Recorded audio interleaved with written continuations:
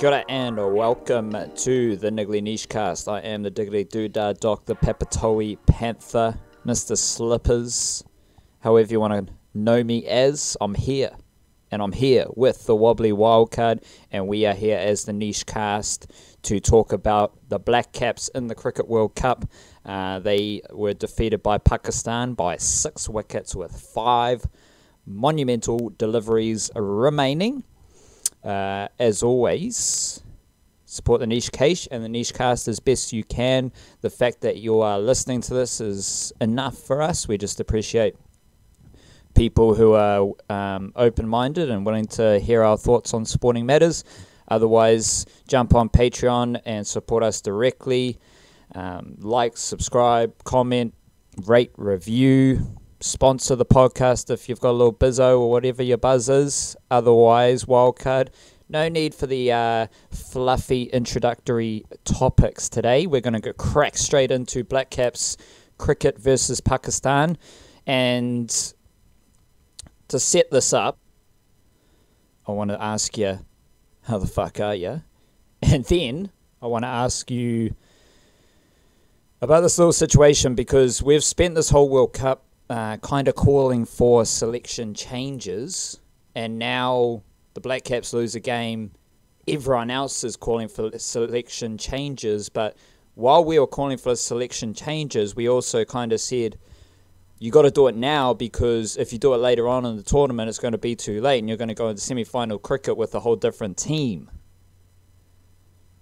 So I hope you're doing it well there, Wildcard. I'm just curious as to how you're processing this reaction that I've witnessed about how the Blackcaps need to make this change, that change, or do they stick with the same group? Like, what's your gauge on that whole situation? Well, I got a nice little sleep into this morning after the cricket, so I'm doing bloody spiffing. My gauge on this situation is that, quite frankly, like, we came into this tournament saying that we don't know what our best 11 is, and like, not just in 1 or 2 areas as well, but potentially 3, 4, maybe in 5 areas we didn't know what our best 11 was, because they had all the ODI cricket that they played in the summer, and they were using it to trial out guys to see, maybe Todd Astle might be able to be the 15th man in this squad. And so they went hard on those kind of factors rather than actually like really chomping down on our best 11, getting those guys to get all their reps in. And then they came into the World Cup, and it turns out, a couple injuries helped things, because it meant Southey and Nichols just weren't in contention at the start. But they came into this World Cup, they had a set 11 from the start. We've now seen, is it 6 or 7 games now, isn't it? With the exact same, with one rained out, of course, with the exact same 11 used every single game, and there's been not a single bit of rotation, barely even a hint of rotation. Only this most recent game was there any real chat about that, and it just sort of feels like we'd been doing now what we should have been doing a couple months ago, and then we would have been able to make little rotations because players would have been comfortable in knowing their roles and knowing that they're first choice or whatever, knowing who the most important guys are, and what they're expected to do in the 11, why they're not playing, because then you don't have to be like, oh, Matt Henry, you're not playing this game because we're not really sure about you. You can be like, oh, Matt Henry, you're not playing this game because it's a spinning deck and Eve Sodhi has been working hard in the nets, and we just think for this one particular game we're going to target that. But you know that your first choice as soon as the ball starts nipping around off the seam. Like, we just haven't been able to do those kind of things because we didn't take the opportunities beforehand, and it's I think these are just the repercussions of that. Like, we can say that some of these selection changes, if they happen, if they don't happen, it's too late to think about it. We can say that, but the fact is these should have been things that we were thinking about 3 or 4 months ago, and they just weren't. Correct, and it's kind of depressing when you think about that, because then we just get into this whole complete lack of planning and preparation for a major world event that is the Cricket World Cup, when all the other teams have been doing a fair amount of planning and preparation. This Blackcaps innings with the bat, Jimmy Neesham hit 97, Colin de Grandhomme, shout out to him, Mr. Unreliable, came out with a second straight 50-plus score, I think, off the top of my head. and did so with a fairly mediocre strike rate of 90, which is interesting for CDG. We'll start with just the batting matters wildcard, and there's a few of those. it was bloody fantastic for Jimmy Neesham to get runs. I said when I raised the idea of Lockie Ferguson being a steady contributor to the Blackcaps bowling attack, and then coming into this World Cup and really hitting a next level at the World Cup to be one of the best bowlers at this World Cup. And then I took that a level further in writing about it, and I was wondering who's going to be that batsman, who's going to be the batsman to do that. And I raised the idea of Jimmy Neesham, and so I was, for my own justification, I was kind of chuffed to see Jimmy Neesham get runs and be the leading scorer in this game, which is a good sign because the Blackcaps need someone to desperately help Kane Williamson and Ross Taylor, because Martin Guptill, Colin Munro and Tom Latham definitely are not offering any assistance to the run-scoring abilities of the Blackcaps at the moment. Yeah, shout out to Jimmy Neesham, because top score, 97 not out, his highest score in ODI cricket. I thought he batted really nicely in that innings. Came in at a very difficult time. I think we were 4 for 40 odd or something like that. He did have Kane Williamson at the other end, which was always nice, but he was able to just stem the flow, see out the rest of Shane Shah-Afridi's pretty scintillating spell there, and get through the early overs with spin and actually get himself in and bat through. And he wasn't batting at a quick strike rate. He was looking for those little release balls to just let's just pump this one down the ground, we'll see what we can do. Wasn't really timing a lot of them. There were a couple he just chipped over the top for 2 where you could tell he was looking for all of it and only got a third of what he was in for. But he stuck in and batted really nicely, showed a great temperament and did what you have to do at number 6. And he mentioned in one of the post-match interview things, he talked about how in that role you have to be adaptable and you have to be able to come in at 4 for 46 and you have to be able to come in at 250 for 4 with a couple within the last 10 overs and just go from scratch, or you have to be able to come in those middle overs and really work it around. You've got to be able to do a lot of different things.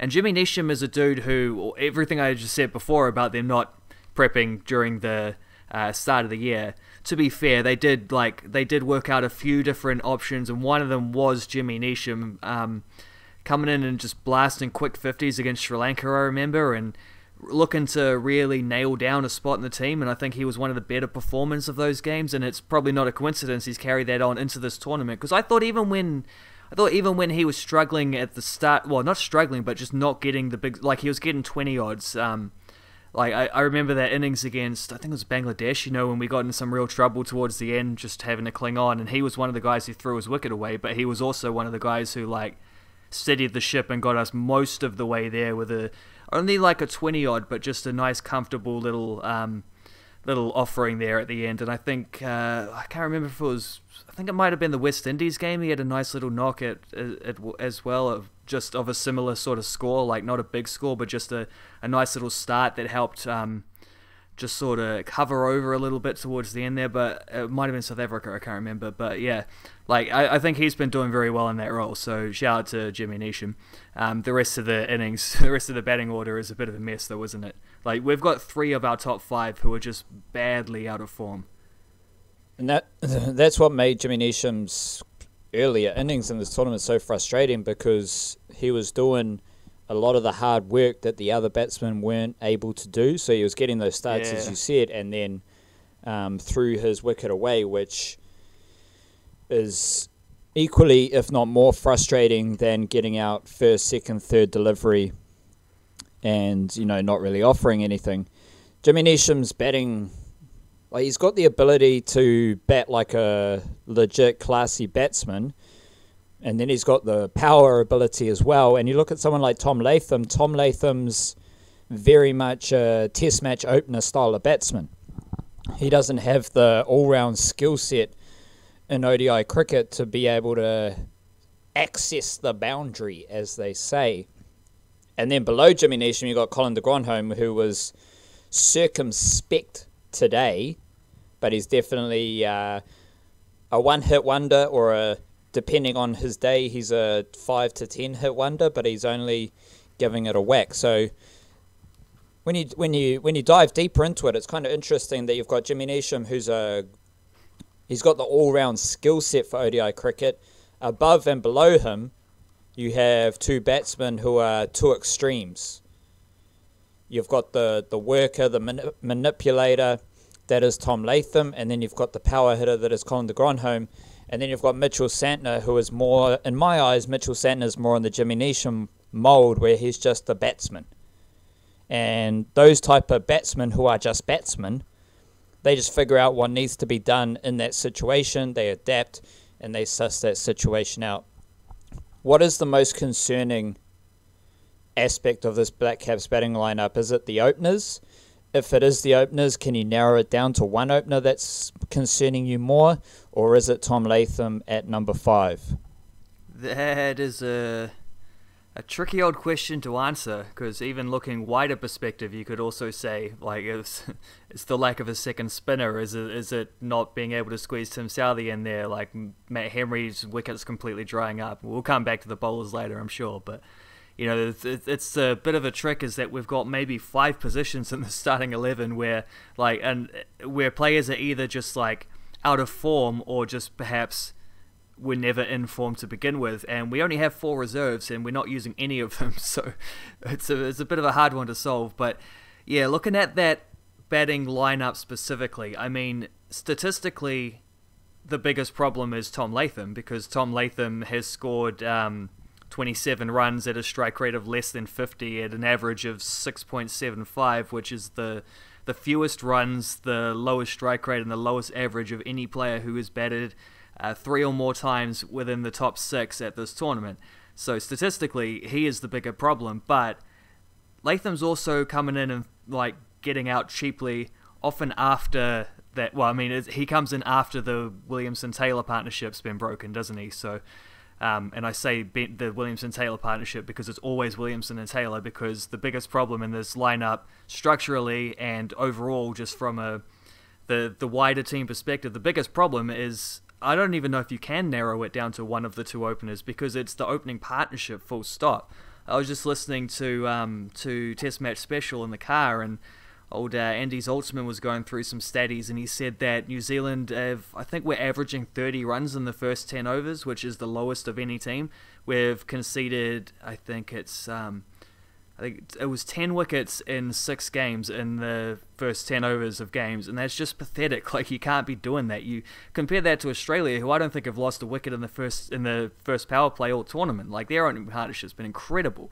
There's Finch and Warner just going out there and scoring quick runs, but scoring like steady runs as well, and not giving up too many chances either, whereas our dudes just seem to look like they can get out at any moment. And I mean, if you really press me to narrow it down, I think I would still go for Colin Munro, just because Guptill has a track record, and it's a track record that you can't discard, even though he also has these periods of pretty down buzz form sometimes.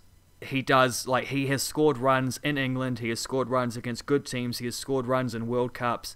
Like, he's done it before, you just have to trust him, whereas Colin Munro does not have a track record in ODI cricket.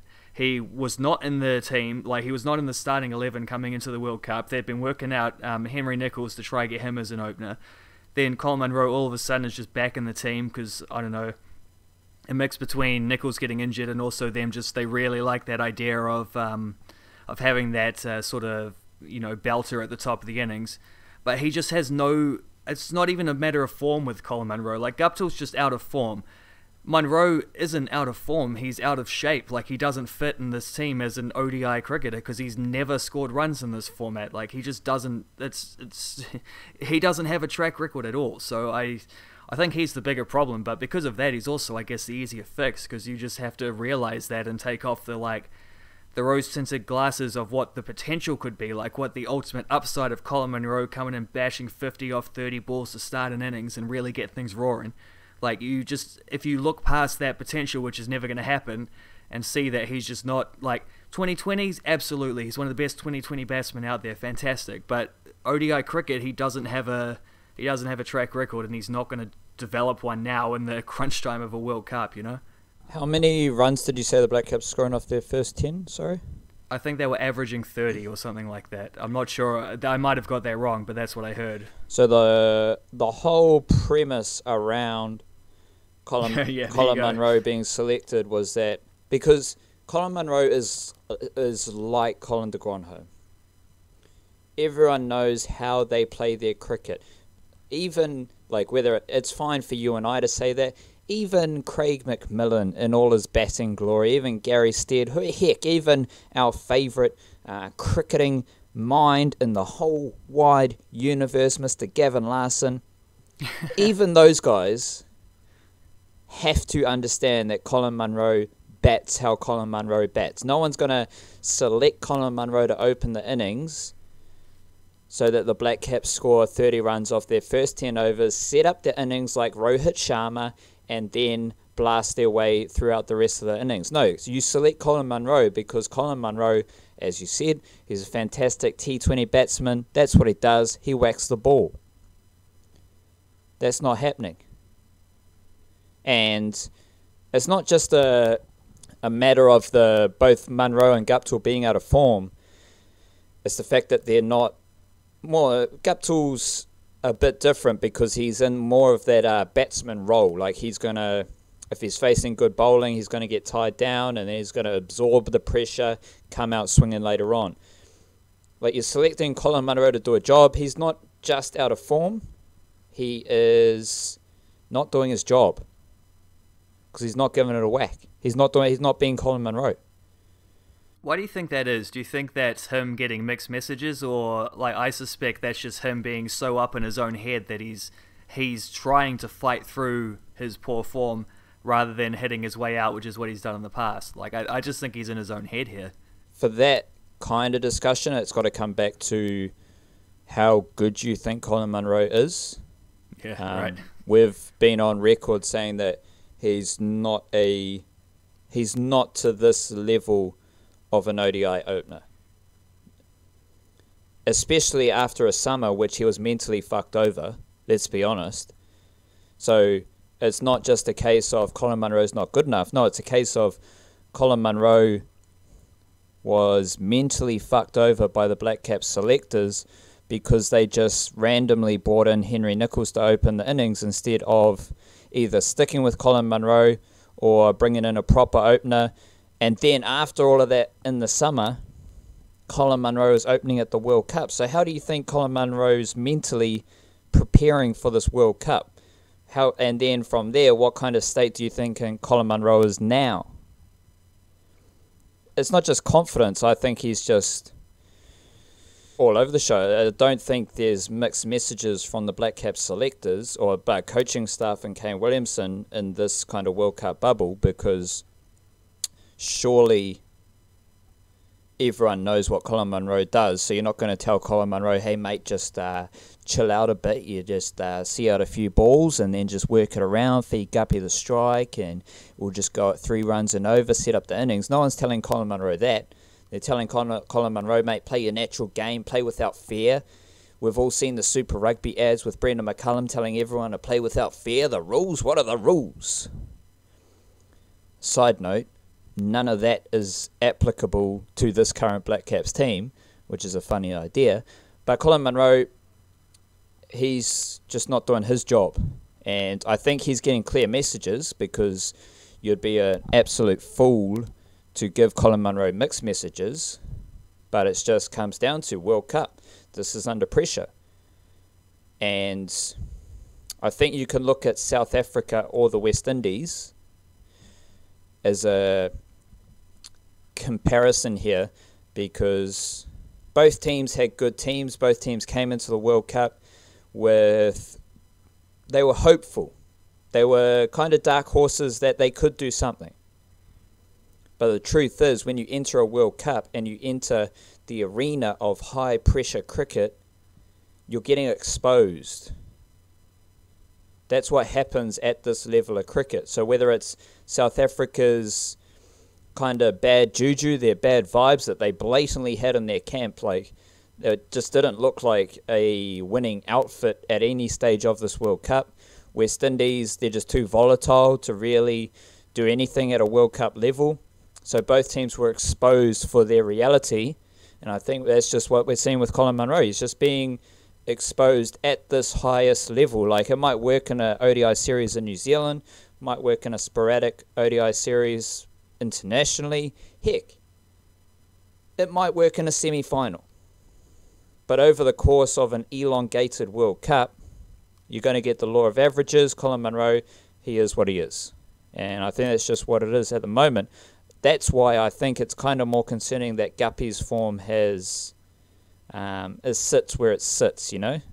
It's funny, so we're looking at the exact same thing for the exact same reasons, and we've got two different perspectives on it.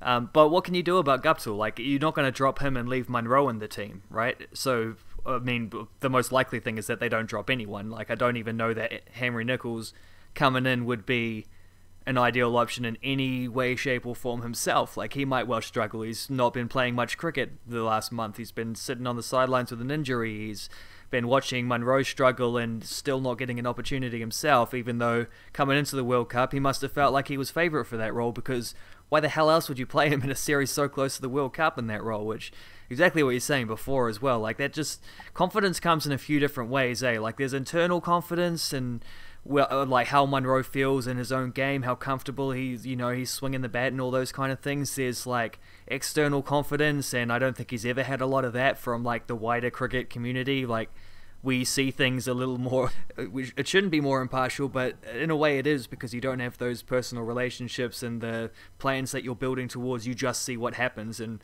New Zealand cricket fans have been watching Colin Munro not score runs for a little while now in the ODI team. And then you get that structural confidence, which he was in the team, he was out of the team. You don't pick a guy who's not even been an opener at international level before to come in and swap for him, and then like go back to the guy and say, nah, it turns out we do believe in you. And he's got to be thinking, well, you just showed me that you don't. Like, you just showed me definitively that you don't trust me to do this job, and now you're asking me to do the job. It's like, there goes all your structural confidence. So I don't even know what the solution is to that. Like, do you just write it out? Do you just say, well, we're in this position now, so we've got this far through the World Cup, like, we're just going to back ourselves to do what we've been trying to do? Because that's what England are doing at the moment. And I think there's a really interesting parallel between England and New Zealand, because Owen Morgan is Brendan McCullum's #1 fan. Like, I think if Owen Morgan if he gets the opportunity, he would be wearing those same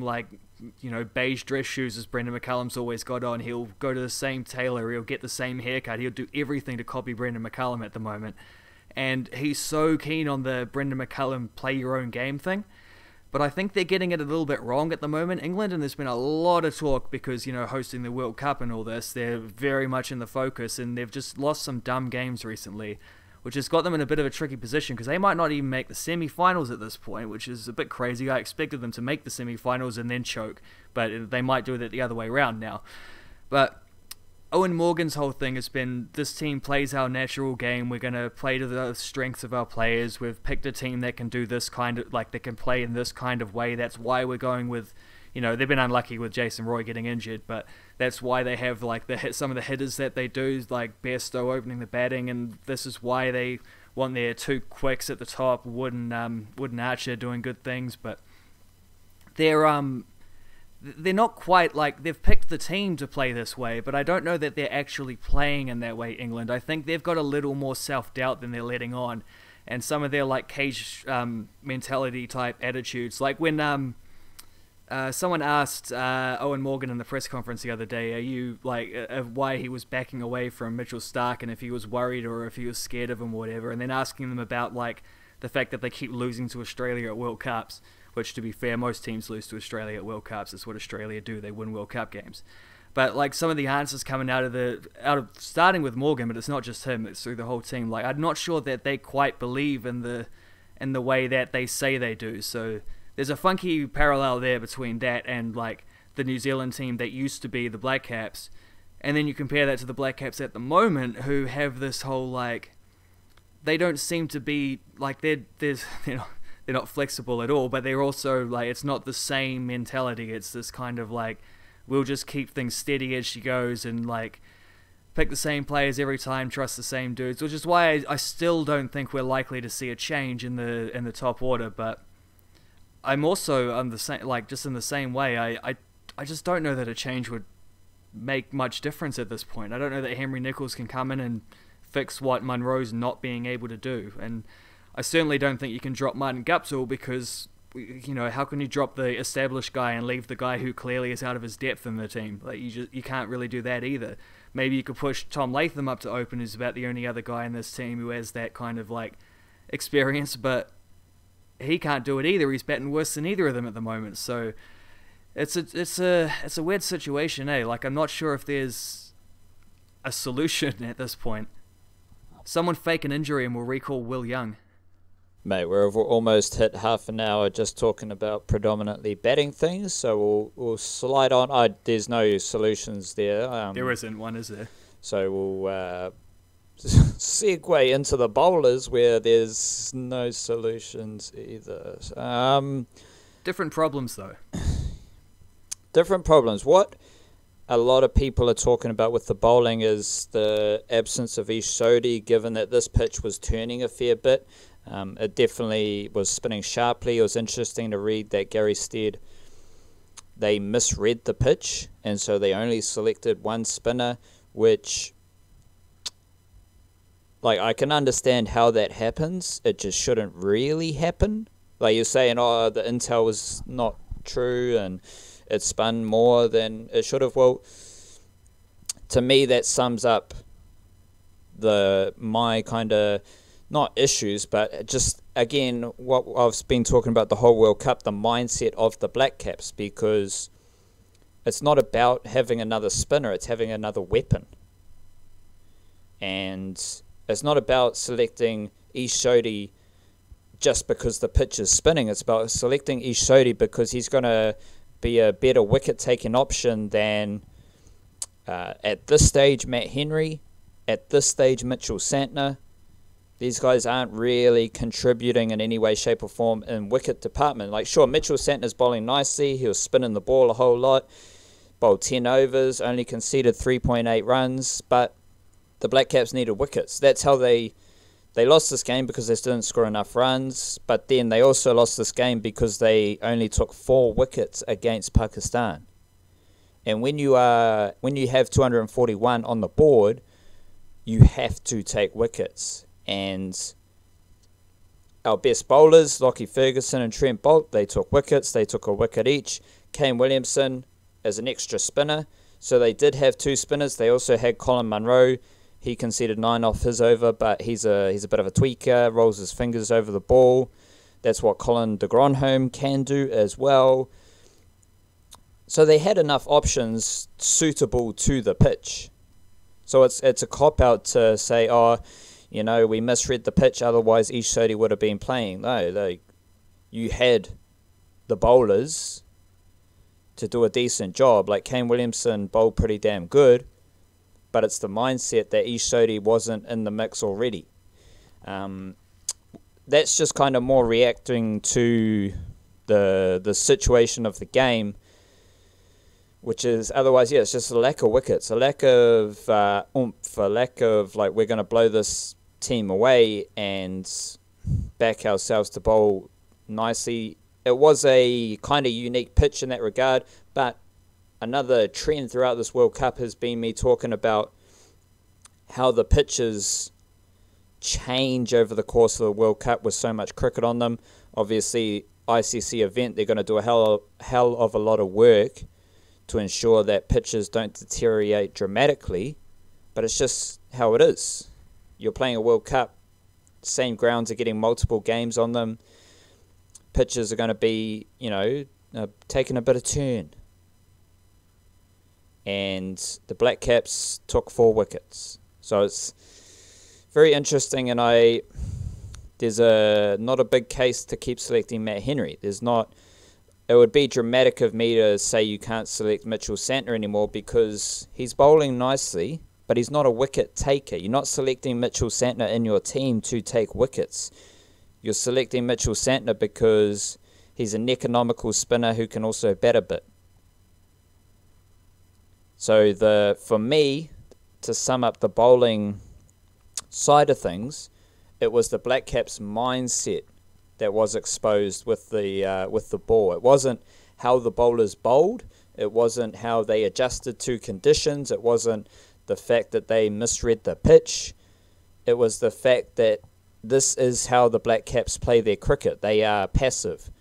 Again, going to the Brendan McCullum thing, Brendan McCullum's talking about selecting Ish Sodhi, and that's because Brendan McCullum isn't passive. He's aggressive. That's what he does. And it's each team needs an identity. They need something that they are about. And the Blackcaps could win this World Cup being passive and just, hanging around, just doing what needs to be done and letting the opposition fall away. But as you progress through the World Cup, you're coming up against better teams. Better teams don't fall away. Pakistan were 2 for 44. But they don't fall away. They're feeling good about themselves. They're playing good cricket, so they kick on. Then suddenly they're 3 wickets down and 110 runs on the board. And they're feeling the vibe. They're not losing that game. And you've got no one who can take a wicket to break a partnership.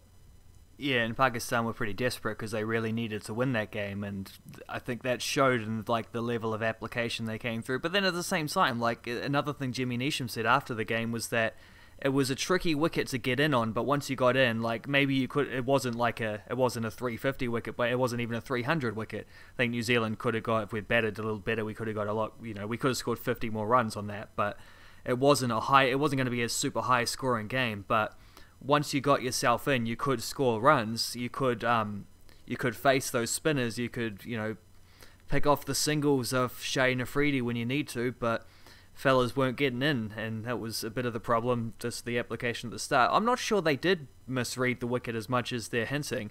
It was just purely they misread their selections, because when Kane Williamson won the toss, and, winning another toss, there we go, he immediately says, yeah, look, we're going to have a bat first, we're going to set a total. This is one of, I don't think it was the first used deck they've played on, but it's one of the first used decks they've played on. He specifically said this at the toss, and these are his reasonings for wanting to bat first. We think it's going to slow up a bit later on. Literally everything he said went towards him picking a second spinner.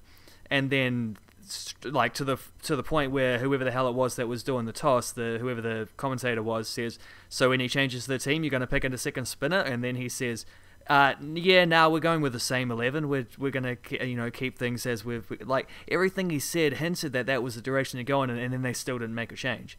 I don't even think they misread the pitch. I think they read it perfectly in terms of the decisions they made and wanting to bat first and all this. They just didn't make the necessary adjustments to their lineup for it, which is weird.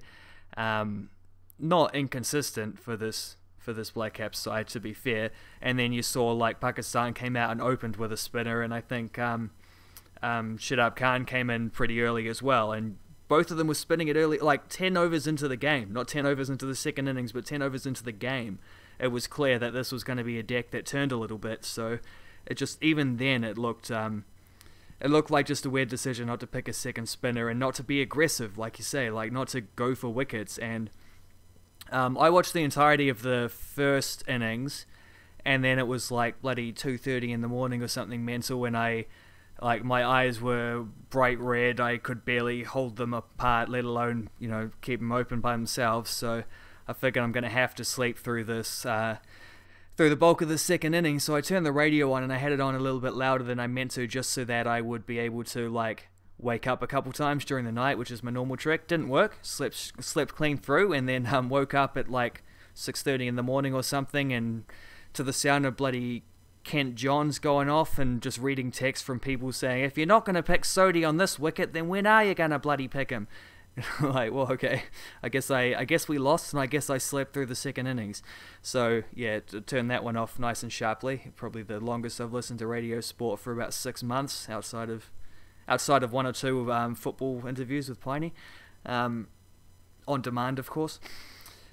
Yeah, so I didn't watch a lot of the I didn't watch any of the second innings. I only was following, a little bit of it in terms of at the time. So, and I've watched the highlights. I've caught up on a lot of it, but I can't really come in with big judgments on how they went.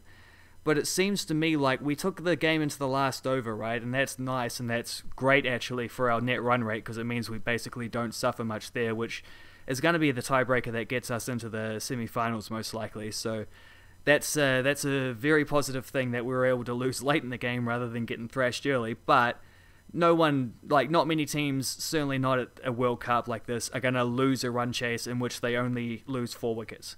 And even then, one of those wickets was a late run out, like at a point where they were probably going to get there anyway. So it didn't this is what I'm going to throw back to you now. Like, it didn't seem to me like, even though we got a couple early wickets, we probably needed a couple more early wickets. Like, it just seems like once Babar Azam got in and batted fantastically and scored a brilliant century, it just seems like once they got their first real partnership going, like Pakistan was always in control. I'm not sure, because I've heard, again, coming back to that Jimmy Neesham interview again, like he said that it felt like they were always in the game and we were only ever a couple wickets away. But I also look at some of the, like at that scorecard, and I see, I think it was Colin de Grandhomme only bowled like 2 overs, which seemed like a wicket that would have been nicely suited for him. Williamson getting so many overs through, Santner being just like played out the way that they did, and it just seems like Pakistan did it fairly comfortably, even though it was a late win. Like, did you get a line on that? Were we actually in that game after about the first 20 overs once our pace bowlers had been through their first spell? Like, were we actually close? It didn't really look like it was, because it just feels like we didn't have a threat through the middle overs, and then once they got in, again, like once you got in on that wicket, you're doing okay, and it seems like once that happened, we were in a bit of trouble. What's your vibe on that?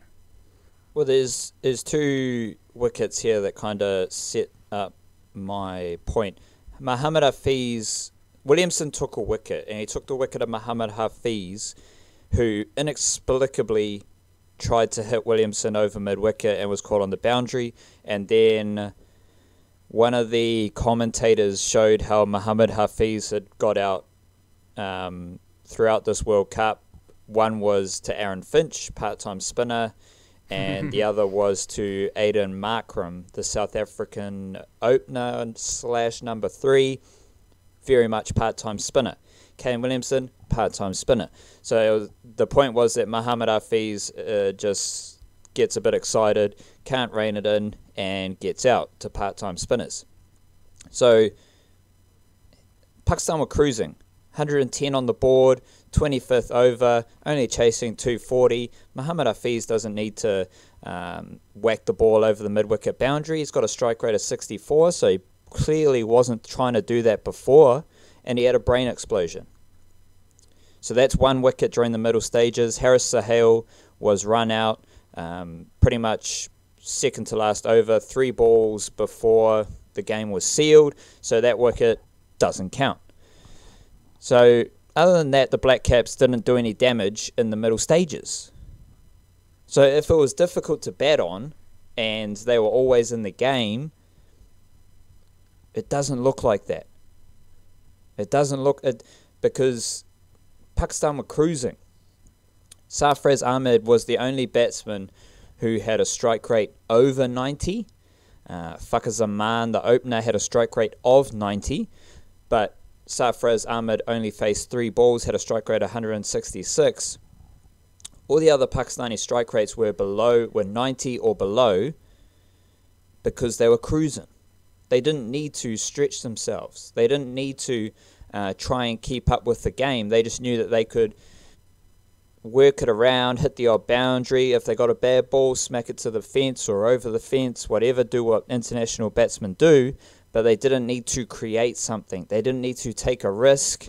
And when they did take a risk, like Muhammad Hafiz, see you later.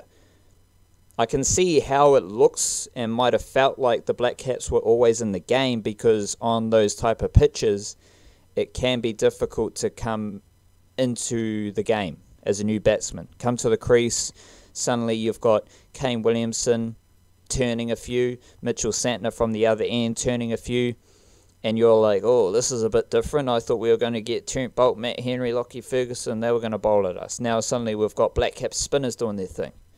But from a Pakistani perspective, that's not really a challenge to them. So there's an illusion because the Blackcaps won with Blackcaps lost. Pakistan won with 5 balls remaining, so it looks close. But the way I assessed it was Pakistan was just cruising. They didn't have to take any risks. They didn't take any risks, and they just worked the ball around, hit the odd boundary, and kept up with all the required run scoring. We talked about the Trent Boult and Lockie Ferguson factor in the middle overs. The Blackcaps took 2 wickets within the first 11 overs, and then Mohammad Hafiz has had his brain explosion in the 25th over, and then Haris Sahel was run out in the penultimate over. So there were no middle wickets there. So whether it's Lockie Ferguson, who had been taking those wickets in the past, you can't really say it's his fault because it was predominantly Mitchell Santner and Kane Williamson. They bowled 18 overs and most of them were in the middle stage of the game. And they got 1 wicket. So it didn't really feel like the Blackcaps were going to win that game. They were in the contest. They were very much in the contest and they were doing their best to make it difficult for Pakistan. But that didn't amount to anything. And I think it was interesting. I think it's easy to say Kane Williamson bowled himself extra over or too many. But I think it's more of a case of the Blackcaps being seduced by the pitch. I think they were seduced by how much turn they were getting. Oh my God, Mitchell Santner's spinning the ball so much, he's got to keep bowling. But he wasn't really a threat. And I just wonder if they got seduced by the pitch and they didn't give other bowlers the opportunity, because you can't bowl Colin de Grandhomme because he needs to swing the ball. Well, maybe Colin de Grandhomme stump to stump, tighten it up, build some pressure. Jimmy Neesham only bowled 3 overs. We know Jimmy Neesham can pick up wickets with any type of delivery. Good ball, bad ball, however it is, he picks up wickets. But he only bowled 3 overs. So Jimmy Neesham and Colin de Grandhomme bowled 5 overs total. Granted, they both conceded 6 runs per over. But if you're searching for wickets, you might want to give them an opportunity. But I think it was a case of the Blackcaps just being seduced by how much spin they were getting and going a little bit too far down that route, because Pakistan were dealing with that spin fairly nicely. Yeah, and like, who did they hit the winning runs off was Lockie Ferguson, so he came on when it didn't, like, when the game was basically, he's bowling that last over, which basically didn't matter. You think about it, like, obviously you want your best bowlers bowling towards the end there in those crunch times, but at the same time, that was only Ferguson's 9th over. Even if he'd completed that over, which, you know, wasn't going to happen because they were just on the brink of victory at that point, but, like, if you'd brought him on 1 over earlier, then he'd still have had 1 left over. He wasn't going to bowl out, like, his 10 there. So, like, clearly you could have got him just a 2 over spell in the middle just to mix up from the spinners. Just a little bit more, you know, that 1 extra little, like, surge in the middle there. And, yeah, it didn't happen. It feels like I don't like coming back. It's funny because I always thought Brendan McCullum's captaincy was just not overrated, but, like, maybe overstated, rather, while he was captain. And then now when we've got Kane Williamson, who was a good captain, but not a great captain, like just a steady captain, just he captains the way he bats, which is what you expect. Like, you got to be true to your own nature as a cricketer when you're doing those things. But yeah, he's maybe, and then you also have the problem, I think, is more that you also have a coach who doesn't seem to want to also be like, he also likes to take the conservative solid option, which, you know, again, like, it might take us a long way in this World Cup, but I'm not sure it will once things really get heated. But we should make the semi-finals, so we're going to be in with a chance. And if someone else has an off day, and if your best 4 players or 2 batsmen who are actually turning up, and or maybe 3, maybe you can chuck Jimmy Neesham in that as well. Although, to be fair, Ross Taylor hasn't actually got a huge score yet, so maybe it's Neesham and Williamson that we're talking about. And then, of course, Ferguson and Boult with the ball. You know, 4 guys can win you a game of cricket by all turning up. Shane Sharafridi is 19 years old. He hasn't been playing every game for Pakistan. They're a bit of a mix and match team sometimes, but not surprised he played this one. What did he was, 3 for 28 off 10 overs with 3 maidens, including just a spell in the sort of early to middle overs there where he just no one could lay a bat on him. Certainly no one could get any runs off of him. And I looked up last night while I was watching this. I looked up his stats last time he played New Zealand because I remember him doing real well over in the UAE. He took 4 for in the first game. He took 4 for in the second game. And then he took the only wicket in the rained-off third game. So this dude's taken, 4 plus 4 is 8 plus 1. He's taken 12 wickets in basically 3 and like a bit games. In the last time he's played, like the last 3 and a bit games he's played New Zealand, 12 wickets. It's a bit... I guess he's a face we're going to have to get used to seeing every time Pakistan tour here or every time we tour over in the subcontinent or UAE or wherever, because this dude seems to have a little bit of a thing for bowling to New Zealand batsmen. To jump on that, which Pakistani bowler's taken a wicket in every single game of the World Cup so far, Wildcard? I would assume Mohammad Amir, because Mohammad Amir is just up until this point. This is the first time where someone else dominated. Up until this point, I don't know what the exact numbers were, but it was like Amir himself was averaging something tiny, just taking wickets and wickets and wickets, and everyone else for Pakistan, like he was doing all the damage. Everyone else was just like less than average in terms of bowling returns. Correct, Mohammad Amir. I'm so happy for Mohammad Amir. He was a contentious selection in the Pakistan team for the World Cup because he had fell out of form pretty much over the last 12 months prior to the World Cup. So I'm just... He wasn't even in the squad initially, was he? He was one of the couple recalls because they had that like series against England where they were giving up 350 runs every game and they made some late changes, and I think he was one of them. I think that's the case. Yeah, him and Wahab Riaz came in, but I'm just so happy for Amir. Like, it's just good to see him. He's a very different bowler to when he kind of burst on the scene, but I just love how the best bowlers are able to perform, not only like obviously at the highest level, but just considering how Mohammad Amir dominated cricket when he started, and now here he is bowling somewhat differently, and he's second in wickets at the World Cup, and that's just a beautiful thing. And then kind of to finish with Wildcard, here's a broader idea based on that Shaheen Shah Afridi note, and also noting Mohammad Amir. Afridi, how old did you say he was? 19, 20? Yeah, that range. So similar age to Mohammad Amir when he burst onto the scene. India have Jasprit Bumrah, who is a unique young lad. South Africa have Ngidi. They have Kagiso Rabada.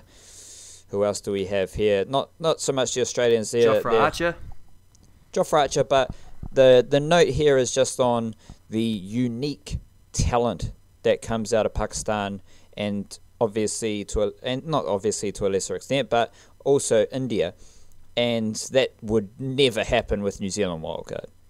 You're not getting...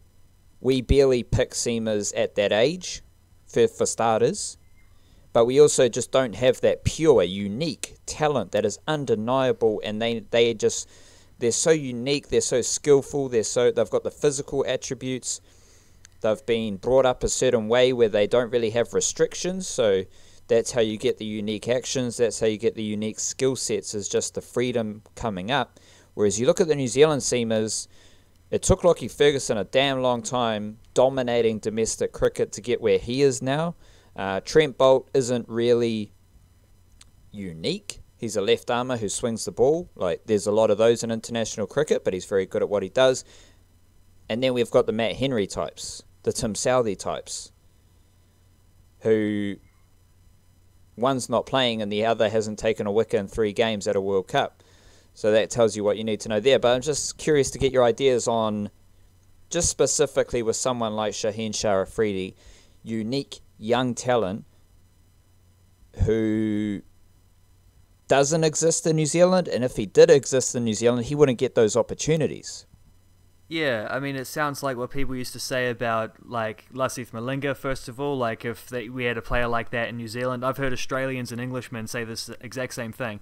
Like, if we had a player like that in our country, that'd be coached out of him. Like, that the uniqueness about him, that crazy, weird, slinging action, would have been coached out of him because someone, when he's 14 or 15, would have said, mate, what are you doing? You're going to put your back out bowling like that?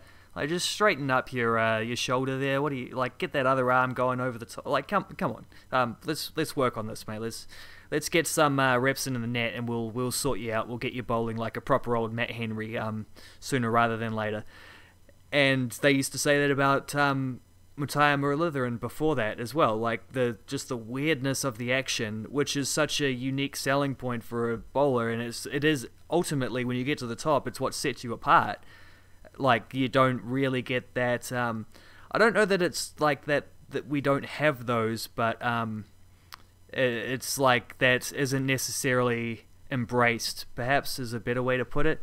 Like, Pakistan also had, I forget his name, but that 7-foot tall guy who, I think he was a lefty as well, who used to bounce, like, real knock the ball, and he wasn't great, but like, it's was it Muhammad Imran? Was that him?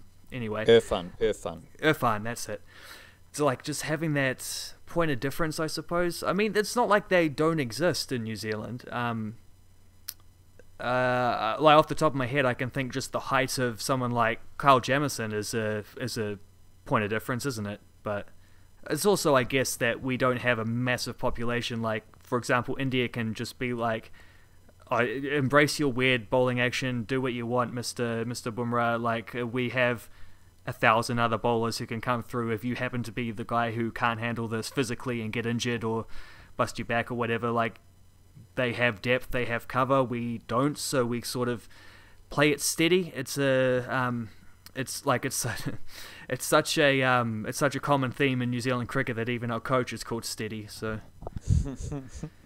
are there other, like, Kyle Jamieson is, I think, one who's a little, and he's a guy who will be in a year or two. I mean, he's just moved back up to Auckland, hasn't he? Like, in a year or two, he could be pushing Blackcaps for sure. He's got a good record in domestic stuff. Like, there are one or two. Is there any, like, are there any others I need to be thinking of? Well, Jamison's got the unique physical stature, but he also swings the ball. That, like, when you watch Jamison's wickets, either on the Niche Case YouTube channel or just the video scorecards from New Zealand cricket, Kyle Jamieson swings the ball. And if I wouldn't talk Kyle Jamieson up if he was just a 7-foot bowler who bowled 135 Ks. It's the fact that Kyle Jamieson is what he is and he swings the ball, and that's more of the line of thinking where I don't think New Zealand produces bowlers who can swing the ball both ways, who have a wide range of variations, because that's what is needed. The Kiwi seamer bowls, right arm seamer bowls outswing to the right hander. They're going to swing the ball pretty much every day they bowl with the new ball, so they don't need to do anything else, and that's all good. The need isn't there for someone unique. And if they are unique, it's because of their physical stature.